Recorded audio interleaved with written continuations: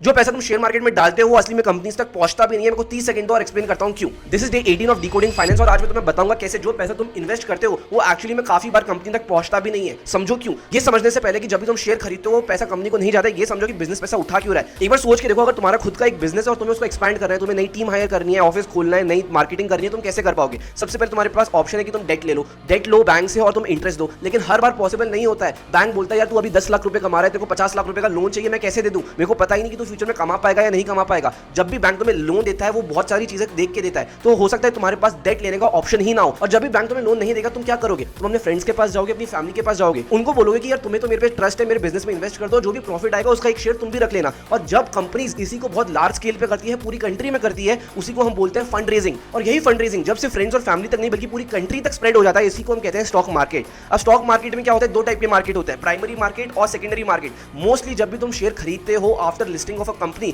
तुम हमेशा secondary market से खरीद रहे होते हो। इसमें जो भी पैसा तुम डालते हो कंपनी में वो कंपनी तक नहीं पहुंचता है। कंपनी ने तो जब पहली बार स्टॉक मार्केट में आई थी लोगों से ऑलरेडी वो पैसा उठा लिया था। अब जब भी तुम शेयर खरीद रहे हो तुम कोई और दूसरे शेयर होल्डर से उसका शेयर खरीद रहे हो। अगर तुमने 150 रुपए का कोई शेयर खरीदा तो इसका मतलब ये नहीं है कि जैसे तुमने ये शेयर खरीदा कि पैसा कंपनी के पास चला गया, बिल्कुल भी नहीं। ये पैसा तुम्हारी जेब से किसी और दूसरे शेयर होल्डर के पास चला गया और उसने बदले में तुम्हें शेयर दे दिया। कंपनी को ये पैसा मिला ही नहीं। कंपनी जब पहली बार आती है उसको हम कहते हैं इनिशियल पब्लिक ऑफर, आईपीओ। सिर्फ यही एक वो टाइम होता है जब कंपनी डायरेक्टली तुमसे पैसा लेती है। एक बार वो शेयर सेकेंडरी मार्केट में आ गया फिर कंपनी को नहीं फर्क पड़ता कि वो 150 का है कि 200 का है, कंपनी की वैल्यूएशन बढ़ रही है, लेकिन ये 150 से 200 रुपए वाला जो प्राइस डिफरेंस है, ये जो पैसा है ये कंपनी को नहीं मिल रहा है। अब तुम्हें प्राइमरी मार्केट और सेकेंडरी मार्केट का डिफरेंस समझ में आ गया होगा, इसलिए इसको नोट कर लेना, क्योंकि जो चीज एजुकेशन सिस्टम नहीं सिखाएगा वो अर्पित सिखाएगा।